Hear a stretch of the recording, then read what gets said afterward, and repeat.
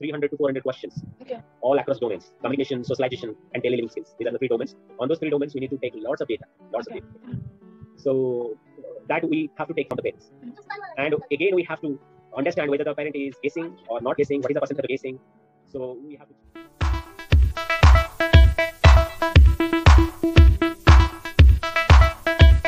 Hello beings and welcome back to the channel A to Z Therapy with Smriti. I'm Smriti, an Indian OT student and host of the show. Can you please stress more upon the adaptive functioning, what it is, and a more simplified version of what you mean by adaptive functioning? Okay.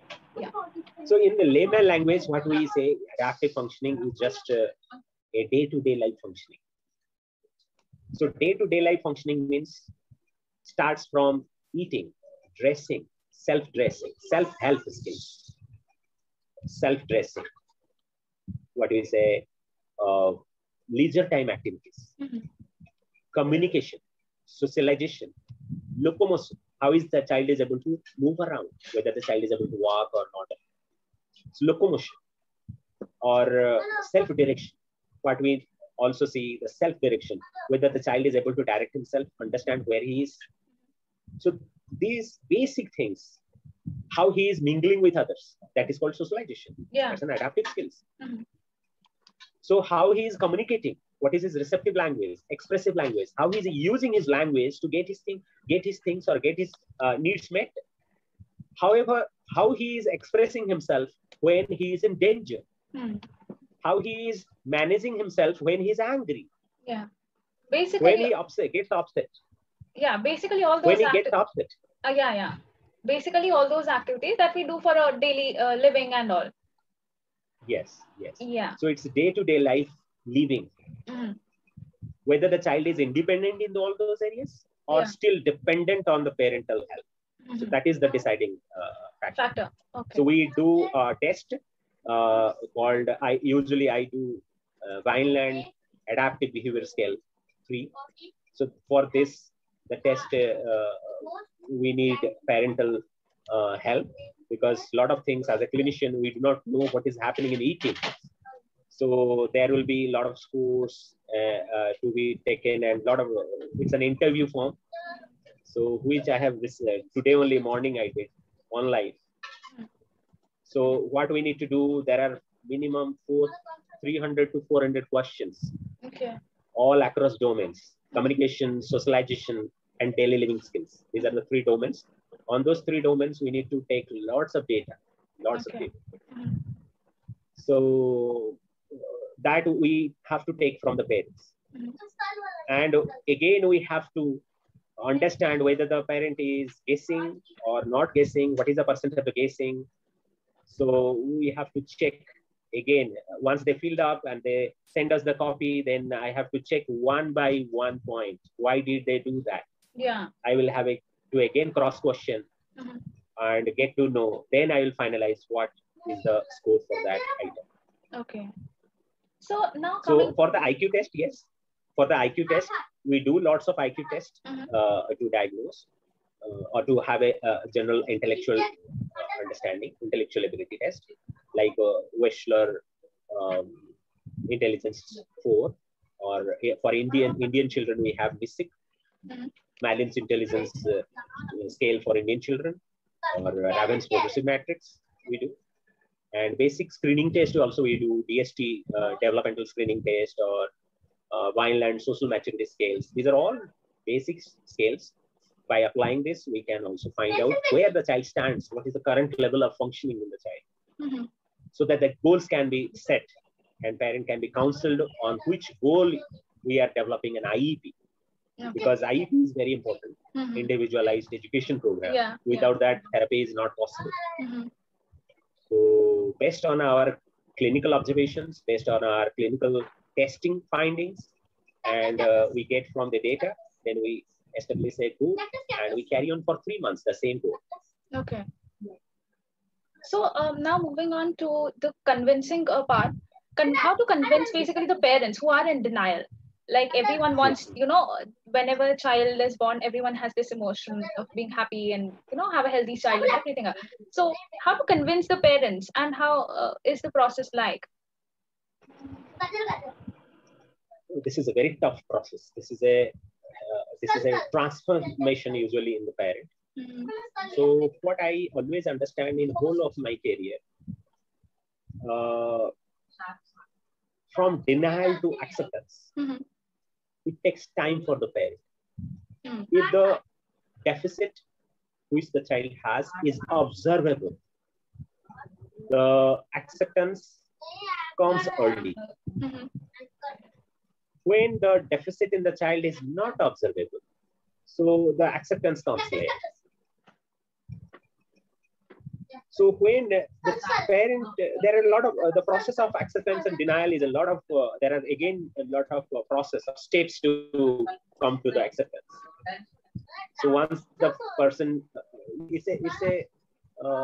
accepting the child has some problem is very tough as a parent. So initial denial is there, definitely they will deny, nothing is there. But after they see the other children at his age, they are doing, but he's not able to do, they will prepare to listen to others. So that is the right time as a professional. We need to understand, yes, they are not accepting, but they are prepared to do something so that their child can do. So that is the opportune time for the professional to give proper guidance to the parent. So once they believe and they see there is improvement in the child, they will believe, and slowly acceptance will come. So this is a long process. It is not. It doesn't happen overnight. This is a long process. It is a struggle for the parent, and it's a struggle for child also. And it is a skill of the therapist. It is a skill of the professional also. So how he is approaching. His approach, if it brings about good changes in the child in early stages, definitely the acceptance is a reality. Very, very soon. Yeah. Now we talked about convincing the parents, but the treatment, or I would say rather the therapies basically, and the support that these children need in their early years, that is something that it just doesn't come from the family and the therapist. It's the society needs to understand, and there's so much going on. So how the therapy protocols are, what all sort of therapies do they need, the kind of support, the emotional and every sort of support, even doing their daily work is a task for the parents. So what sort of support and what sort of therapies do they need, and let's discuss and talk more about that. Yes, treatment options are many. It's based on the child's need.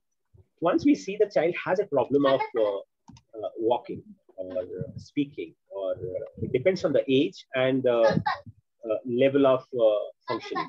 If the child's level of functioning in the mild, the need of the therapies are not more. It may be based on the special education support, or based on their parenting skills support, or basically working on his basic understanding, expressions. Speech therapy can also happen. And based on that, occupational therapy also is a very, very need, because the child's functioning, because as occupational therapists, they work on the functioning of the daily living skills, the functioning part, what are the functional limitations and how to develop the functioning of the child. So their role also is there. Physiotherapists, they work on the gross motor and fine motor functionings. So it has to be a team who has to take care of the child based on the child's need. Whatever the child's need, that therapist should fill up the gap. Besides that, parent plays a vital role in the therapeutic process. And the parent is the co-therapist, what I always say, in the therapeutic process. So we have to involve the parent whenever possible, wherever possible. If they spend time as early, when we are doing early interventions, parent role is very, very important, very highly. Okay. So it is a whole multidisciplinary support. All the professionals plus parent that can make a difference. Okay. So stressing more upon the role of parents as caregivers and a support system. What all, like okay, in times when the therapists are working on the basic things and all, okay, spending times can be a way, but what all parents can do, like you said that parents can be a co-therapist, what all can they do as a co-therapist and as a caregiver, the whole family and parents, what all their roles are, just stressing upon more on that. So the role of parent is multifaceted. Mm-hmm. Because the parent is the source of feeding for the child, for the physiological need, also the feeding for the emotional needs, and for the feeding for the educational needs, whatever the needs we talk about. So they should be equally empowered how to take care of those needs. So as professionals, if we guide them properly, so they can have a schedule at home, proper schedule at home. During this pandemic, what I always see is the child is left out because there are a lot of anxiety within the parents. What will happen if we're just living in a place, not of anxiety. We don't know what will happen next. Mm. So in this hours of the need, our role is focus on how we are maintaining our schedule, day-to-day life schedule, how to make them independent at home, learn the technique, use it effectively at home, starting from getting up, preparing the bed, brushing, daily living skills, getting ready, self-engage with toys, play functionally. Whenever they are showing any behavioral issues, how to handle it. Showing whenever they're anxious, how to handle it. Learning those tips and strategies from the professionals, working on it. So that will effectively manage them. So we can engage successfully and productively, meaningfully. So there will be no problems at all. Even if we face any issues, not panicking.